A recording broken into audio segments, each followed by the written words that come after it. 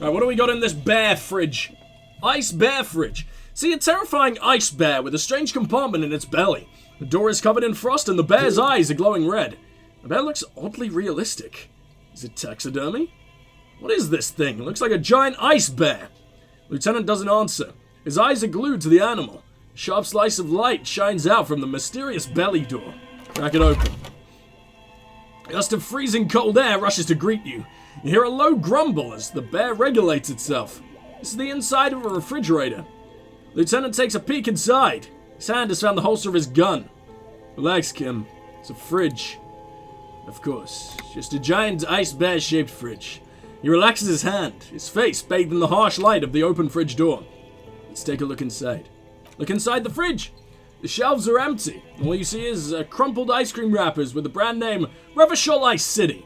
A handwritten note has been attached to the door. Fridge is huge. Examine one of the wrappers. A friendly cartoon bear smiles back at you from a glossy cellophane wrapper. It looks nothing like the fridge. Let's take a look at the note. You pocket the note and the little fridge magnets keeping it on the door. Of course we do. Why didn't we read it? What's a giant bear-shaped fridge doing in an abandoned cellar in the first place? That's not what I wanted to do, was it? Good question. Looks like an ice cream fridge. The lieutenant reaches for one of the wrappers. He studies it in the light.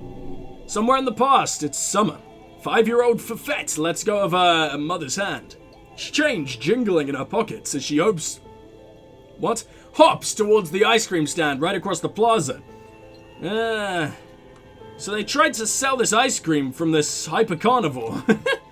I know, says the lieutenant. What an unfortunate marketing choice. What is even worse is the bear is still costing them money to this day. Lieutenant points to the red snaky cable running from the fridge. The fridge buzzes with an energy. The electricity bill on this thing must be catastrophic. I wonder if I can turn it off for them. Oh, I actually can? Oh, that's so cute. An ice cream maker, defrosted and unplugged. Oh, maybe I can't then. I thought I was following the wires. I was going to try and do a good deed. Save these arseholes some money. Save these giant ice cream monsters some fucking money. I didn't realize I could go that way. Okay, well, what do we got up here? Wall collapsed. Inaccessible now. And what's in this giant furnace? A thick layer of coal dust covers the furnace, coloring it pitch black. Looks like this furnace has a face, and it's a face of agony. Kim, what is this thing? Is it a furnace? Looks like it. Looks like an old central furnace used to heat the building. It's connected to the chimney. He opens the door and gingerly peeks inside. No one has used it in ages. No signs of a recent fire. Only dead rats. Look inside the furnace. It's dark and grimy here. The darkness, you can hear... Oh, in the darkness you can hear chatter. It's coming from above. A voice or several voices talking to each other near the smoke chamber upstairs. What are you doing? The lieutenant asks when you climb halfway inside the furnace. Not sure, Kim, but I think I can hear someone talking upstairs. Wait, really? He looks up at the ceiling. We should investigate, see if someone is upstairs.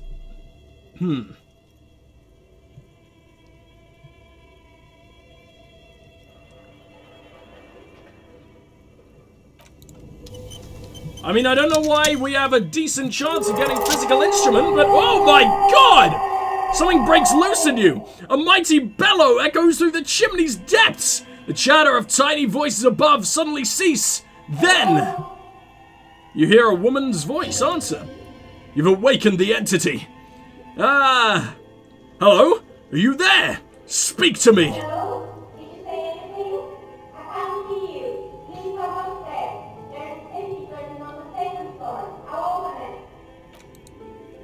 Lieutenant nods, then points upstairs. After you, officer. Why would I smear my hands with coal? A lush layer of coal now covers your skin, sinking into the wrinkles. The hands look ancient.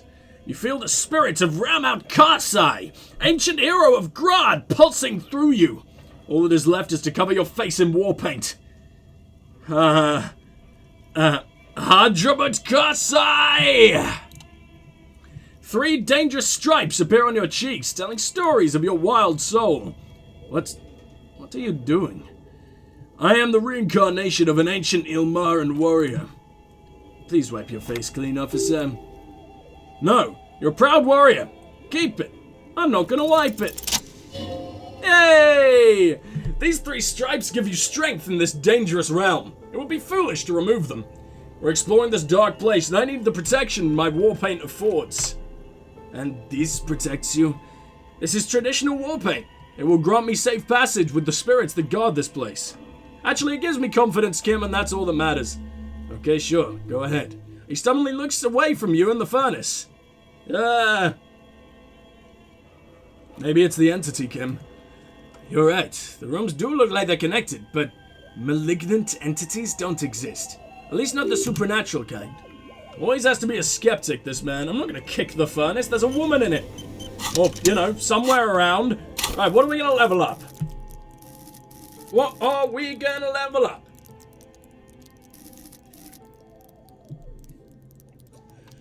I kinda wanna make conceptualization, rhetoric, and encyclopedia at least a 6. I'm also very upset the perception is so painfully low, though. But making it a 2 won't change that very much, will it?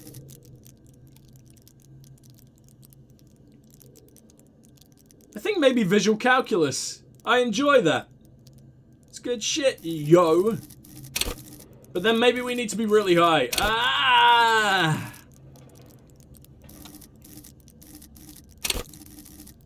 Okay, visual calculus, there we go. I just hope I'm not taking way too many of those. Oh shit, maybe I need to unlock a thought. I don't know. I don't remember. It's been a while since I played, like I said, fucking Christmas period and everything. Gross fucking family shit. No, I'm kidding. I've had a great Christmas. Hope you guys have too. I mean, it's probably going up at some point in January, this episode, but I hope you guys had a lovely New Year and Christmas. I don't know when this is going up. Alright, what do we got here? Hello, what do we got here? Money! And a fire extinguisher? Oh no, nose of fed. I guess that's is that our Healy Wheelie or morale? I don't fucking remember. Breaker box, okay. 2 cables are plugged into the breaker box. The red one leads to the ice bear fridge and the black one to the ice cream maker nearby. Unplug the giant red one. An electric sizzle. Room is slightly quieter now. And unplug the black cable. Coming close to you dies with a soft electric purr. Ah! Because it's... Why did you do that? Because it's black, the color of a measurable cosmos. Well, I don't know why I unplugged it. I do things without any reason. Or it's black. It's not like the red one. The lieutenant raises his brows, but doesn't say anything. Electric distribution board now has 1 cable missing. Plug it back in. Unplug it. Because it's black, the color of a measurable cosmos? He says the same thing again. I don't think we need it. Right? Also, here's upstairs. Upstairs is a good thing. What's this? An insane mesh tank top. Well, what am I wearing right now? Ups my logic, but I could be upping drama. How does it look? Oh, I'm such a sexy guy. But it's also absolutely disgusting, so I want to look at least vaguely professional. You can't wear a tank top and a tie. Intercom wires running into the breaker box. Okay. What about over... Is this all? Yeah, this is the only way we can go. Fuck. Well, time to go upstairs, I guess.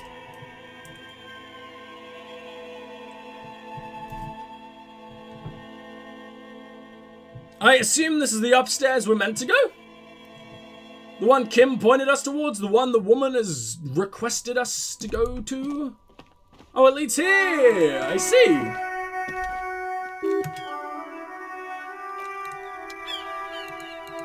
But... No, I'm really confused. Where the fuck is that woman? Where were we called to? Where were we summoned? I'm not meant to climb up through the fucking furnace, am I? Oh, hello. A room I didn't find? Skis with slipstreams printed on the laminated top layer. Okay, I don't really care. What is this? Production schedule, filament memory. Oh, fuck! Steel rotor blades bearing a slipstream logo. Looks like someone has tried to reconceptualize their business here. I don't get it. Look, the skis and the rotor blades both bear the same Slipstream logo. It seems likely that they started out making one, failed to turn a profit, and then pivoted to producing the other. But the question is, which did they start with and which did they pivot to? That's a good question. Well, what a strange leap of imagination. And yet they still failed. How sad. Reality is ruthless. Thank you, conceptualization. Aren't you just making everyone so very happy? Alright, well, I've got that filament thing, so now we can make memory work, right? And we can make this fucking video game! Insert the production schedule. Like a smooth draw, the filament slides into place. On the keyboard, the play key starts blinking. Well, play. A bar of fabric right above the keyboard starts producing a soft hum. Sound of static seeps through the machine's planar magnetic driver? Have you stirred the ghost of the doomed commercial area from its rest? Could this be its dismembered heart beginning to flutter? The static gets louder, slowly filling up the abandoned hall until a voice speaks out, crackling and old, cutting into the air. Good afternoon.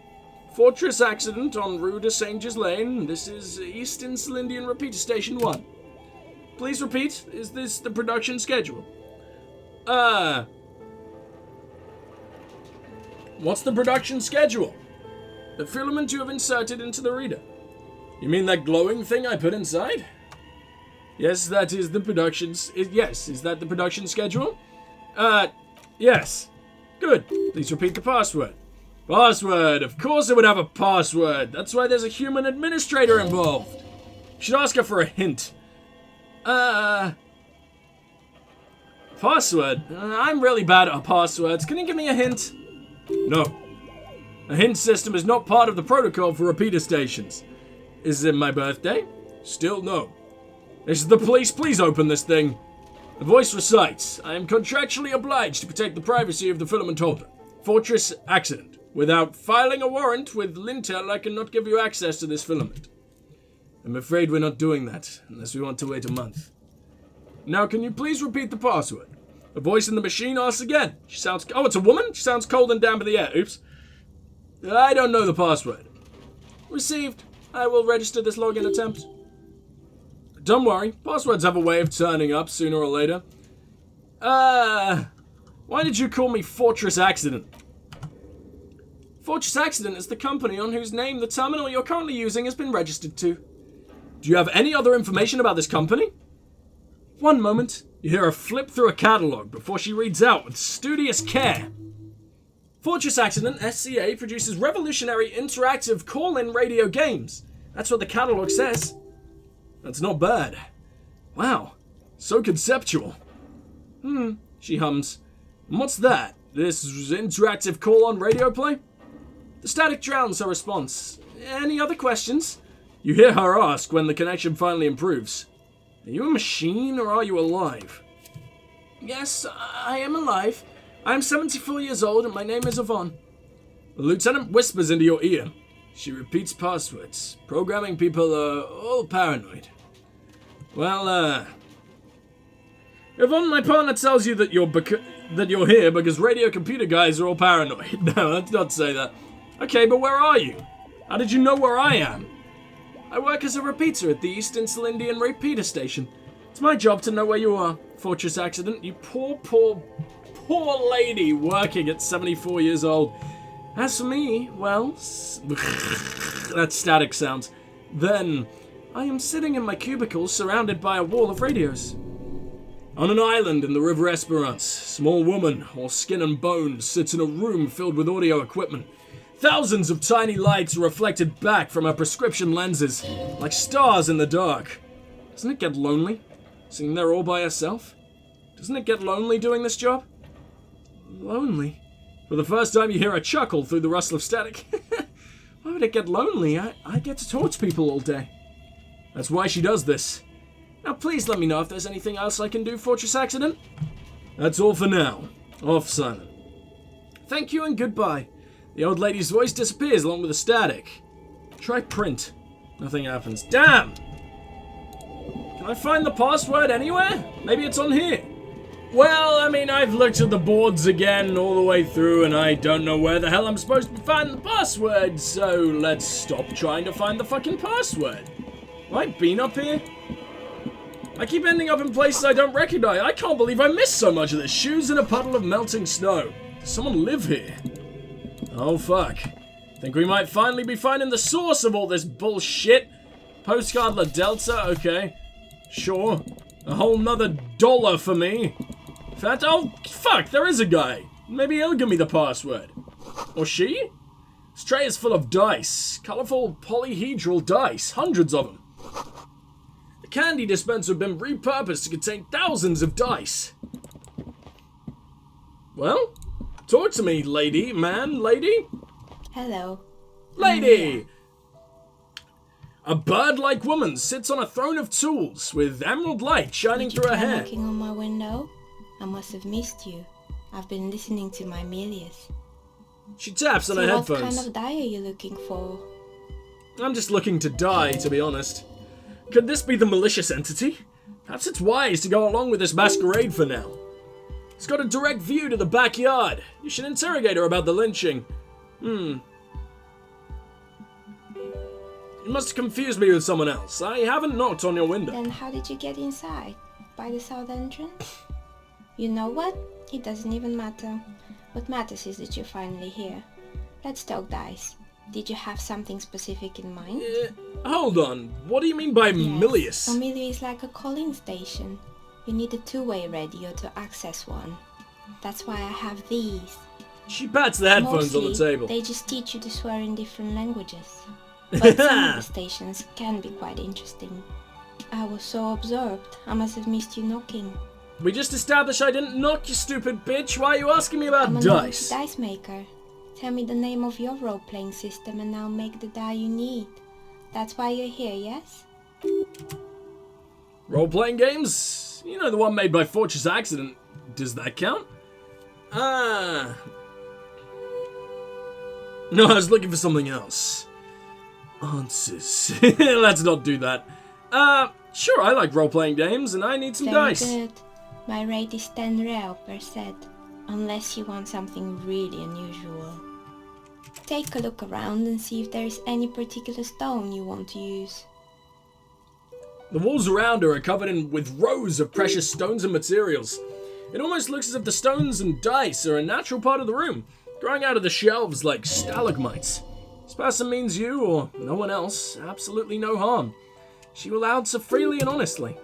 No falsehoods are present. She's a novelty dice maker and doesn't have anything to hide. Ask what you need. So, how do you become a dice maker?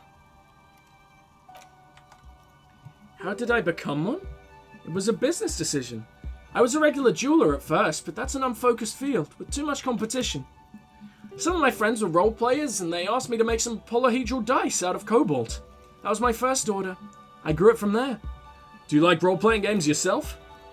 Not especially. I like working with rare materials and a steady pay. And role players as customers, they're nice people. Some of those nice people have big bucks to spend on novelty items. She's thankful for the security they provide her. Well, where are we anyway? What is this place? Is this the Doom commercial area? Okay.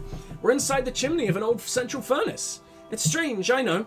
She looks at the ruddy bricks that make up the walls. Even though they have been repainted, there are still signs of coal-black soot here and there. This must be the most unhealthy place to live, you poor bitch. But when I arrived here, all the other rooms were taken, so I had to build myself a makeshift home. Besides, I don't really have to pay any rent here, so that's a plus.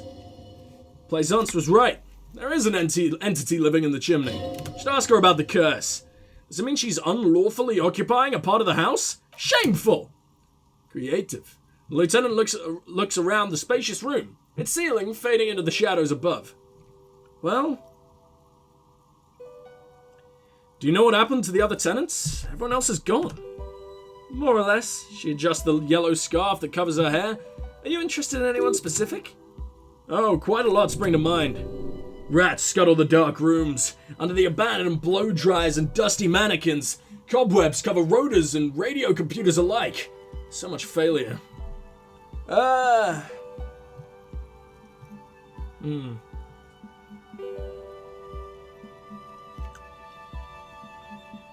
Found the building's intercom, but it's not working. Oh, right. She rubs her forehead. Her scarf has left a faint line on her dusty skin. I hope you didn't try to ring for me. I think none of those doorbells work, including mine. I'm still in the middle of connecting the wires. Sorry about the confusion. The doorbell with the empty name card must belong to her, then. So the doorbell with the empty name was you?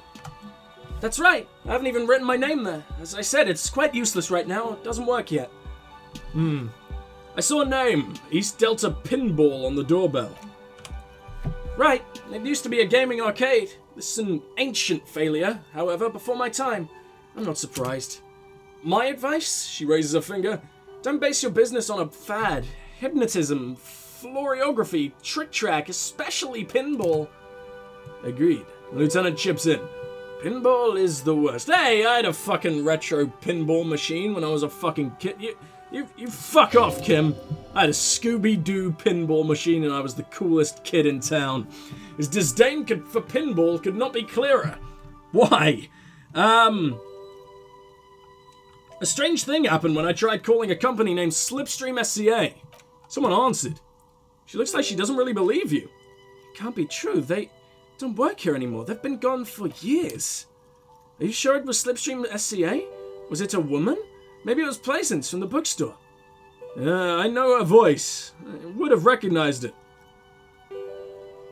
Actually, she said she was from Tricentennial Electrics. Tricentennial Electrics? There's a moment before she recognizes the name. It used to be a major electric company 100 years ago. You sure it wasn't just some kids playing a prank on you? No, it was something else. It was eerie. It was too real to just be a prank. Either we're dealing with a professional actress or... it was something else. Something eerie. Or it may have just been some sort of rare electrical anomaly? Yeah, let's go with that. A prank is more likely, no? The kids these days. She shakes her head. We were just one of them, and now they're terrorizing us. No solidarity. I was wondering about the Whirling in Rags. Is it part of the same building complex? You could say so. Both houses were built at the same time and under the East Delta Commerce Center project. Jesus, that is a fucking mouthful. That explains why you can call the Whirling in Rags Whirling from the intercom. Albeit, I doubt anyone responds. If the Whirling is part of the same building, then it's part of the Doom commercial area. The darkness of this place is there too. I have a few more questions about the building. Used to be a hair salon here, right? Yes, I think it was called the Androgynous Orlando or something similar. They weren't a big hit around here. Turns out the working class men don't like the genderless haircuts. They're scared of that word. But long hair's the coolest, fuck them. A bit of experimenting every now and then isn't bad. What's wrong with a bit of experimenting? Customers should have been more open-minded. I guess it just wasn't the time yet. She tucks a strand of hair under the headscarf. What happened to the gym? It wasn't merely a gym, it was Artemitep's boxing club. A community project created to steer at-risk youths away from drugs and crime. Maybe that's what Kuno needs. Community-centric boxing club. Kuno. Her eyes narrow in the dim light. Who's Kuno? He's a little ginger gremlin who likes to defile dead bodies. Oh, yes, you mean the kid with the sailor's mouth? Yes, I've heard him yelling profanities in the backyard. She looks out of the window. It's oddly quiet there at the moment. I think it will take more than a gym to help that kid. And who was Artemitep? A kind man. From Zims. I heard he had some trouble with the law when he was younger, and that's why I wanted to start the gym, as his way of giving back. Well, how did that community project work out? It didn't. If anything, it made the youth situation at Martinez even worse. At some point, someone started a rumor that the punching bag downstairs was full of amphetamines. It's not really full of that. No one would store their drugs like that. Eventually, the coalition took away the funding and the club went bankrupt. This was a few years ago. It's gotten much more peaceful around the plaza ever since. Well, what's up with the broken windows? Oh, this one's a mess, she sighs. There used to be a company that promised to repair windows 24 hours a day. What could go wrong with this one, right? Turns out the business was actually set up as a front for an illicit group that was producing snuff Malays. Who would have guessed? What's a snuff Malay? And they never cleaned up the debris either. Now it's just littering the hallway, and I have no idea how to get rid of it on my own. Cool. Very cool about the debris, but what's a snuff Malay? It's a sub-Rosa radio station that broadcasts real murders with real victims. Some people pay good money to get off on it. Jesus. Nothing changes in her tone as she says that. As if it's just another piece of information to lay our for the what? Fuck me! What is that? What could that even mean? I can't even work out what that's a typo of. And as if it's just another piece of information to lay out for the world, I guess? That makes a bit of sense. Don't worry. The ICP has a separate division that deals exclusively with unlicensed sub-Roses.